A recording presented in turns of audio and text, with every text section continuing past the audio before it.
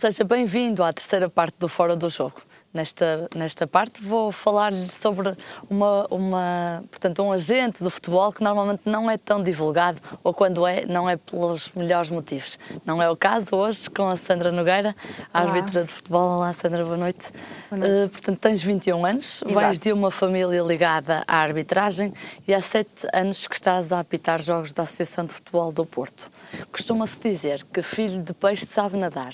Contigo, já é assim que funciona? Ou foste aprendendo a nadar ao longo do tempo? Fui aprendendo e ainda estou a aprender, ainda tenho muito para aprender. Como é que surgiu este gosto pela arbitragem, Sandra? Eu estava sempre rodeada do futebol, né? Basicamente desde que nasci, o meu pai era árbitro de futebol. Então é complicado não gostar de uma coisa com que lidamos todos os dias. Apesar de ser futebol e o futebol ser para os meninos, acabei por lidar com aquilo todos os dias e era interessante ver o feedback que o meu pai trazia para casa. E então acho que despertou em mim um sentimento de procura para saber como é que era o mundo da arbitragem. Tu tiraste o curso de árbitro com 14 anos, não é? Sim. E a partir daí começaste logo a competir? Sim. Não, competi não, comecei logo a atuar. Exato. Exatamente, assim é que é. Exato. A competir é só a partir dos 18, da maioridade. Pois, como é que uma mulher conquista o respeito no meio deste mundo que é maioritariamente masculino? Sim, mas eu acho que apesar de ser um mundo de homens, a mulher já tem automaticamente mais respeito. Pelo facto de ser mulher, os jogadores acabam por lidar com o árbitro de outra maneira, não são tão agressivos. Ao contrário da assistência, mas o jogador dentro de campo é muito mais calmo. Há uma maior sensibilidade por parte das pessoas que são dos atores do espetáculo, digamos assim. Eu, na minha carreira até agora tenho notado essa diferença, pelo lado positivo, sim. No que respeita realmente, como tu estavas a dizer, ao tratamento por parte dos adeptos, uma mulher pode ser mais chateada verbalmente, não é? Exato. Como é que te preparas psicologicamente para este lado menos bom da profissão? Já não existe a preparação. Isso agora já é a rotina, acabou por se instalar e já é normal, normalíssimo. Sandra, nós estamos a ver algumas imagens, algumas em que estás em situações de jogo e outras nem por isso. Essas da parte do nem por isso dizem respeito também ao teu hobby como modelo fotográfico. Queres-nos falar um bocadinho dessa tua vertente? Infelizmente não tenho assim muita história para contar, porque é uma carreira que acabou por ficar de lado, também devido à arbitragem, porque tira muito tempo, mas também porque é um mundo muito complicado. É estranho, mas é muito mais complicado do que a arbitragem. Como é que tu concilias a tua vida profissional com esta carreira exigente da arbitragem, a preparação, os treinos, tudo aquilo que envolve a preparação de um jogo ao fim de semana? É muito complicado gerir, é preciso ser muito forte psicologicamente, fisicamente também, mas mais psicologicamente, para conseguir gerir, neste caso, 2 carreiras, não é? O hobby, que é a arbitragem, e a faculdade.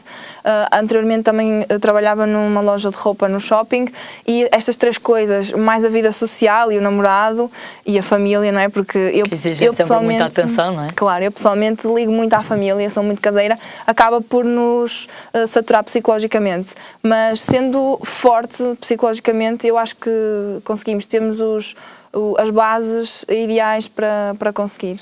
Sandra, tu na época passada foste a única mulher a subir à primeira divisão distrital.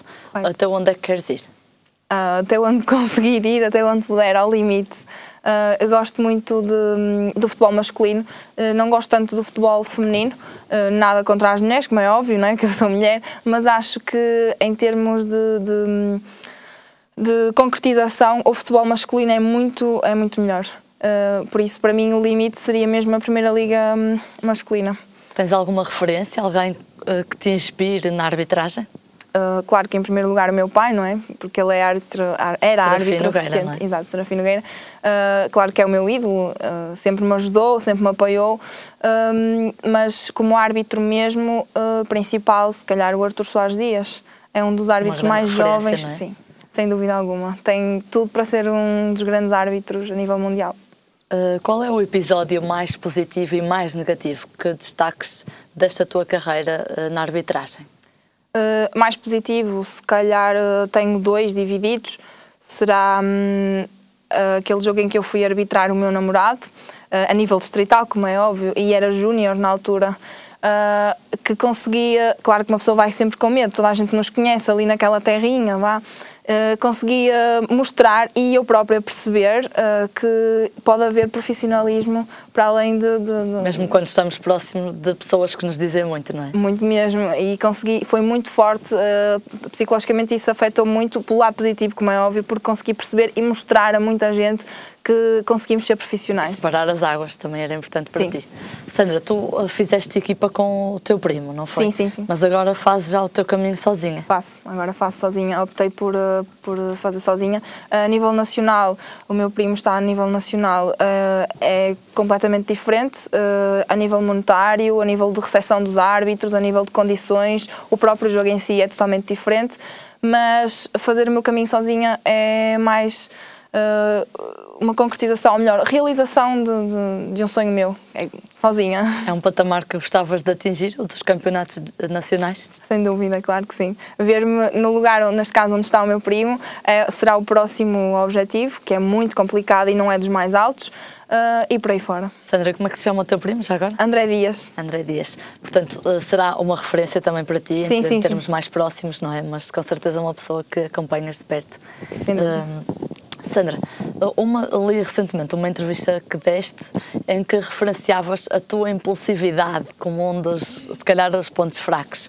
Já aprendeste a controlar melhor esse impulso? Sim, desde o ano passado, ou seja, desde que comecei a fazer equipa sozinha, que comecei a mudar um bocadinho isso. A minha impulsividade, os vermelhos, os amarelos, a calma, começou a mudar e cada vez mais, eu acho. E mesmo o pai em casa ajuda muito, a mãe também, sem dúvida.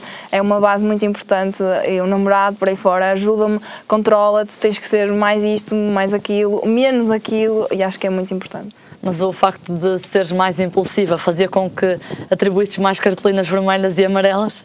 Fazia.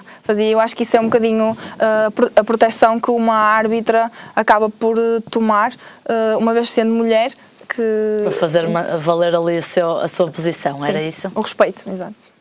Sandra, é mais fácil apitar jogos de séniores ou de camadas jovens? Uma pergunta um bocadinho difícil. É assim, eu acho que os séniores são jogos mais complicados em relação ao físico. Temos que correr muito mais, etc. por aí. Mas em termos de complicações, os séniores têm outras atitudes. Claro que há exceções, como é óbvio, mas as camadas jovens são um bocadinho mais complexas. Até pela idade.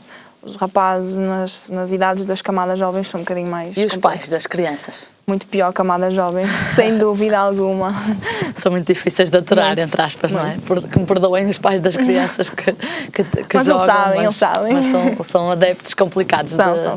Não veem as leis. Pois, jogam muito com não a emoção. Não é pela razão, não é? exato.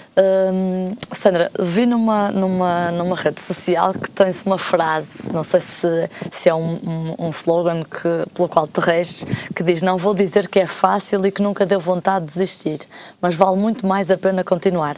Alguma vez tiveste mesmo vontade de desistir? Sim, muitas vezes. E o que é que te fez continuar? A minha família, o meu namorado e o sonho de chegar o mais longe possível. Isto é mesmo aquilo que eu quero. E o mais longe possível é a Primeira Liga? Primeira Liga. Não digo internacional, porque, como diga toda a gente, internacional é complicado para uma mulher que supostamente devia ficar em casa a tomar conta dos filhos, etc. E eu sou muito caseira, digo novamente, porque internacional acabava por eu perder muito tempo fora de casa. Então a Primeira Liga para mim era o auge. Estás disposta a abrir mão de uma carreira de prestígio internacional em prol da tua família e do teu bem-estar mais próximo dos que gostas? É uma atitude, uma atitude um bocadinho complicada de tomar, mas dependendo. Eu acho que na altura se calhar saberia a escolha ideal, qual seria a escolha ideal para mim. Agora neste momento não sei em concreto qual a resposta. Estando fora de contexto torna sempre mais difícil, não é? Sandra, muito obrigada pelo teu testemunho que trouxeste esta noite ao Fora do Jogo e votos de sucesso para a tua carreira da arbitragem. De seguida vamos dar destaque agora sim ao futebol distrital. Começamos por conferir os resultados e as classificações deste fim de semana dos clubes da Associação de Futebol do Porto.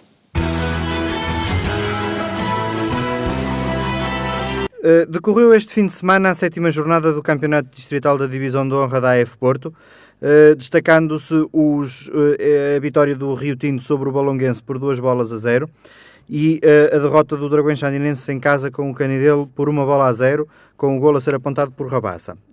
De referir também que o derby entre o Candal e o Oliveira do Douro não chegou ao fim, motivado por desacatos nas bancadas entre os adeptos.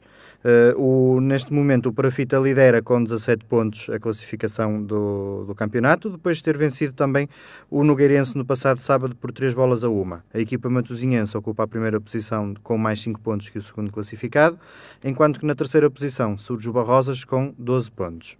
Os últimos 3 lugares são ocupados pelo Sobrado com 6, Peruzinho com 5 e o Hermesinde com 4 pontos. Na primeira divisão distrital, o Golpilhares soma e segue, somando até agora 7 vitórias em 7 jogos já realizados. A equipa de Alexandre Coutinho lidera a classificação com 21 pontos e tem o São Félix, segundo classificado, com menos 4 pontos, somando até o momento 17. Destacar nesta divisão na 7ª jornada a vitória do Vila Novense sobre o Ovintes por 7-1 e o empate entre o Senhora da Hora e o Pedroso a 1 bola.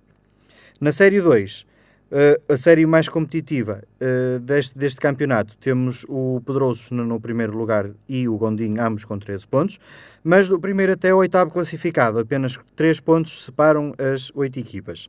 Nesta jornada, o Marco 09 voltou a perder, frente ao Castelo da Maia, por 2-1, totalizando até o momento 4 jogos sem conseguir vencer.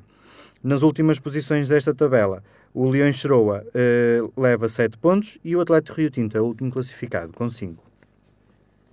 Na Série 1 da 2ª Distrital, novo líder, o Sporting de Campo venceu este fim de semana o Arcozelo por 2-1 e assumiu a liderança da tabela com 14 pontos. Na segunda posição surge o Intermilheiros e o Aldeia Nova. A equipa matosinhense conseguiu levar de vencida o Estrela de Fanzers por 2-0, enquanto que o Intermilheiros perdeu em casa do Torrão por 2-1. De referir que a equipa do Torrão somou a terceira vitória consecutiva e ocupa a 7ª posição, com 10 pontos conquistados. De destacar pela negativa nesta classificação o São Vítor, que ainda não conseguiu pontuar, levando 5 jogos, 5 derrotas. Na Série 2, o Pena Maior soma e segue também, e é o primeiro classificado, somando por vitórias todos os jogos. Até ao momento, 6 jogos já disputados, 6 vitórias conferem-lhe 18 pontos e a liderança isolada da classificação. Este fim de semana, a equipa venceu o Salvadorense por 5-0, destacando-se aqui também a vitória do Eirães sobre o Zezarense por 1-0. Lidera a classificação o Pena Maior com 18 pontos, nas duas últimas posições Zezarense e Sobreirense, ambos com 1.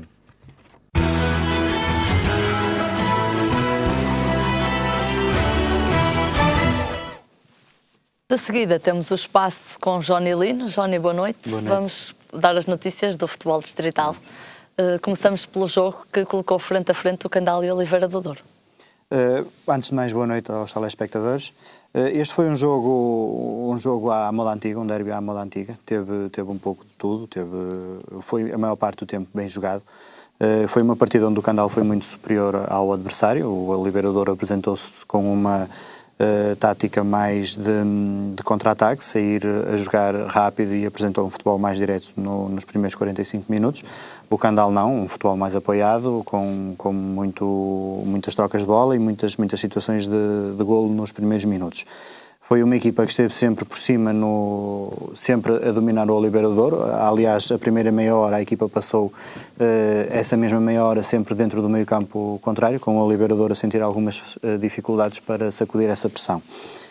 No último quarto de hora a equipa libertou-se mais um bocadinho, também alterou um bocado a forma de jogar, deixou de apostar no futebol direto e passou a usar um futebol mais apoiado, e mesmo antes do intervalo poderia ter feito um golo, porque teve duas situações para isso, só que um pouco de desacerto não permitiram. O início da segunda parte começa com o golo do Oliveira do Douro, e depois a partir daí o Candal perdeu um bocadinho o norte, também é uma equipa nova, muito jovem, e desconcentrados, quiseram fazer as coisas muito rápido e foram perdendo algumas oportunidades. Quem perdeu também o norte foram os adeptos do clube candalense. Isto deveu-se a um lance que se passa a 3 minutos do fim. Há uma falta a favor do Candal perto da grande área. essa falta é batida e há um cabeceamento de um jogador, que no caso é o Ferraz, para golo. A bola acaba por entrar, mas ainda antes da bola entrar o árbitro tinha assinalado já uma falta favorável ao Oliveira do Douro, não do Ferraz, mas de um outro jogador. Depois consegui apurar que tinha sido um empurrão a um outro defesa do clube contrário.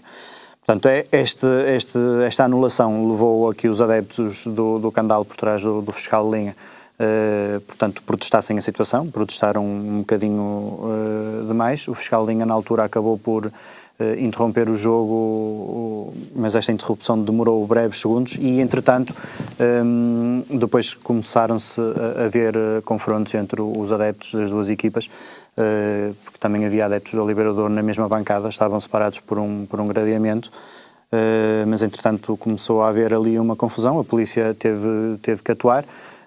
E, entretanto, o treinador do Oliveira do Douro, depois os jogadores do Oliveira do Douro aproveitaram uma paragem do jogo e viram que das pessoas que estavam a ser agredidas era o treinador da equipa, que por estar suspenso não pôde estar no banco.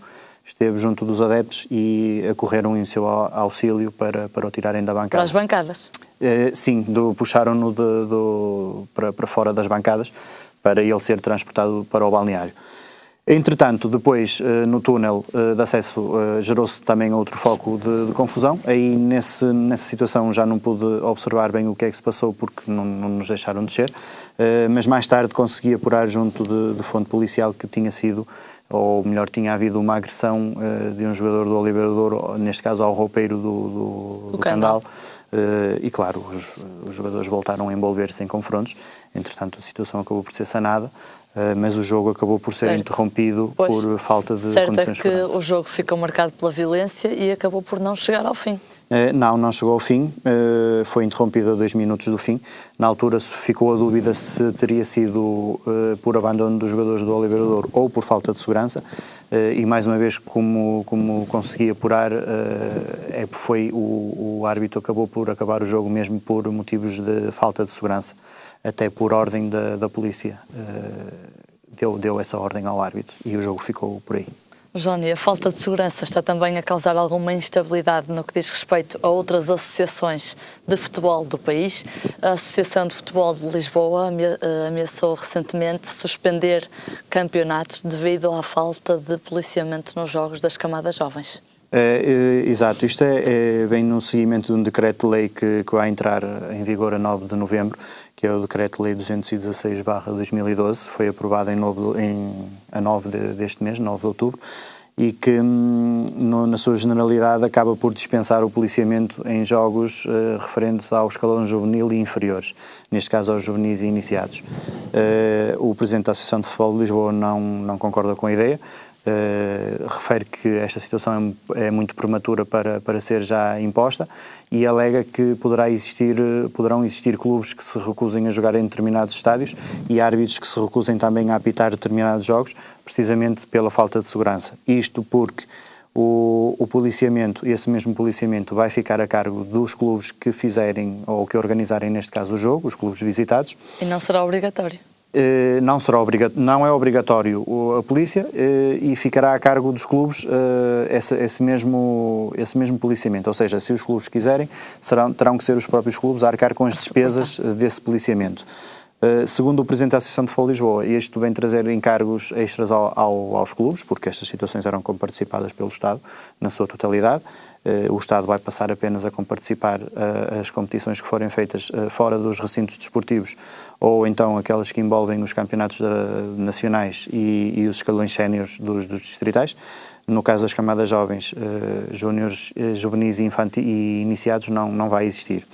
Na opinião do Presidente da Associação de Futebol de Lisboa, um ano de policiamento pode custar a cada clube uma média de 5.000 euros por ano. Que é muito significativo, não é? Para a gestão financeira de um clube. É muito significativo para estes clubes, principalmente se tivermos em linha de conta que muitos destes clubes não têm apoios, vivem da carolice, por assim dizer, das pessoas, que ninguém ganha dinheiro nestes clubes de futebol distrital, e ter que estar a despender de um valor tão elevado, mesmo que seja anual, acaba por ser e por pesar e muito nas contas destes mesmos clubes. Mais complicadas se tornam estas medidas, Johnny, quando tomadas já no decorrer de uma época desportiva, não é? Exatamente. Que no início houvesse qualquer indício de que estas seriam levadas a efeito. Exatamente, essa é uma das justificações que o próprio Presidente diz ou alega para esta suspensão. Esta suspensão, convém dizer que, no caso de avançar, que será realizada no fim de semana de 10 e 11, e segundo o próprio Presidente, inclusive numa entrevista que ele dá a um jornal nacional, da Comunicação Social Nacional, afirma que irá pôr os miúdos a jogar futebol à frente do Ministério da Administração Interna, para sensibilizar. É uma das justificações também que ele dá, é precisamente o facto destas alterações entrarem já com o campeonato a decorrer. Pois. E como são questões que têm que ser muito bem faladas e muito bem abordadas, não é em 30 dias que as coisas se resolvem. Pronto, e ameaçou com essa decisão que poderá condicionar os campeonatos. Fazendo agora um périplo pelos restantes campeonatos da Associação de Futebol do Porto, já focamos aqui um jogo da Divisão de Honra, passando para a primeira divisão, é inevitável que se continue a falar de Goldelhares, não é? É inevitável porque a equipa está a ultrapassar... Na máxima força. Na máxima força, exatamente, está a superar todas as expectativas que as pessoas poderiam eventualmente ter. A equipa somou este fim de semana a 7ª vitória seguida, ou seja, 2-1, frente ao Lavrense. Frente ao Lavrense, exatamente. Estabeleceu um novo máximo de vitórias seguidas, 7, e lidera já com bastante folga para os mais diretos concorrentes. Neste caso tem 7 pontos de avanço para o terceiro classificado, que é o Progresso, com 14 pontos. Portanto, está muito confortável na primeira posição e no seguimento daquilo que também temos vindo aqui a dizer, acaba por ser um dos mais fortes candidatos a conseguir garantir este lugar no final da época. Johnny, este fim de semana tivemos mais uma derrota pesada para o Avintes, desta vez pelo Vila Futebol Clube, que ganhou por 7-1. É verdade, portanto, estes resultados do Avintes têm-me surpreendido. O Avintes não tem uma equipa para apresentar estes resultados. Tem uma equipa bastante superior.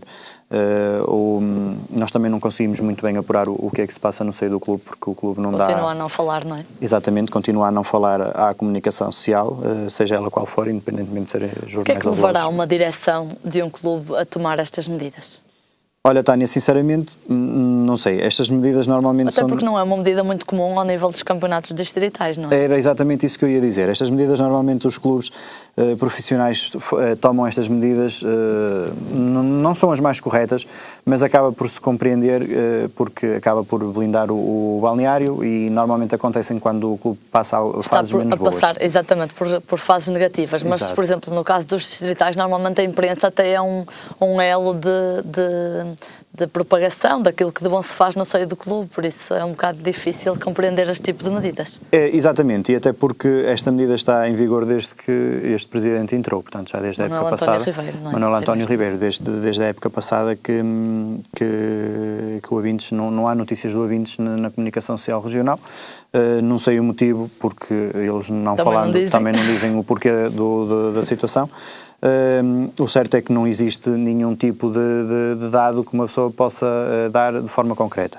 A única situação que poderemos comentar será o facto precisamente destas, tendo em conta a equipa e o conhecimento que tenho dos jogadores que constituem o plantel, não é um plantel para estes resultados. A semana passada perderam por 6-0, este fim de semana perderam por 7-1, portanto é uma situação inédita no clube. O treinador não me parece que seja por aí, porque o Santos Cardoso já treinou muito tempo o Valadares, já esteve há 2 épocas atrás, também passou pelo Avintes, sempre com bons resultados. Portanto, será alguma situação mesmo, alguma questão interna do clube? Não sei, os jogadores poderão andar desmotivados por algum motivo, isso já não posso afirmar com toda a certeza, Johnny, porque não sei. Do lado oposto, quem está motivado é o Torrão, que conquistou este fim de semana uma terceira vitória consecutiva, muito rapidamente para terminarmos, frente ao Inter de Milheiros, que estava em primeiro lugar. Exato, o Torrão, portanto, faltou-lhe aquele clique que nós muitas vezes falámos em termos futebolísticos, que é a primeira vitória, portanto, e temos muitos exemplos aqui nas restantes divisões sobre esse assunto. O Torrão venceu o primeiro jogo e ganhou o moral que faltava, e agora alcançou a terceira vitória seguida, ainda por cima frente a um dos líderes na altura da tabela. Curiosamente, estas 3 vitórias têm acontecido precisamente frente a equipas que são ou candidatas à subida da divisão ou que ocupavam na altura os lugares da frente. Portanto, é uma vitória por 2-1 frente ao antigo líder da Série 1 da 2ª Distrital.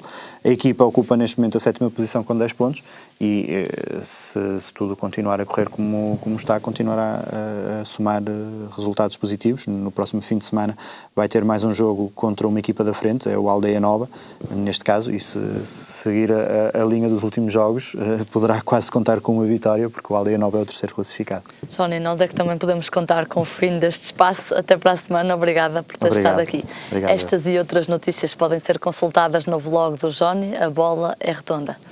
E ficamos por aqui com este Fora do Jogo. Antes de me despedir, quero lembrar que temos um e-mail para onde podem enviar as suas sugestões e opiniões. É o foradojogo@rtv.com.pt. Não posso deixar de lembrar também a página no Facebook, onde nos pode seguir, Fora do Jogo-RTV. Assim se passou 1h30 em que lhe demos os destaques da atualidade desportiva. Para a semana voltamos com mais. Até lá, fique na companhia da RTV. Não fique de fora do Fora do Jogo.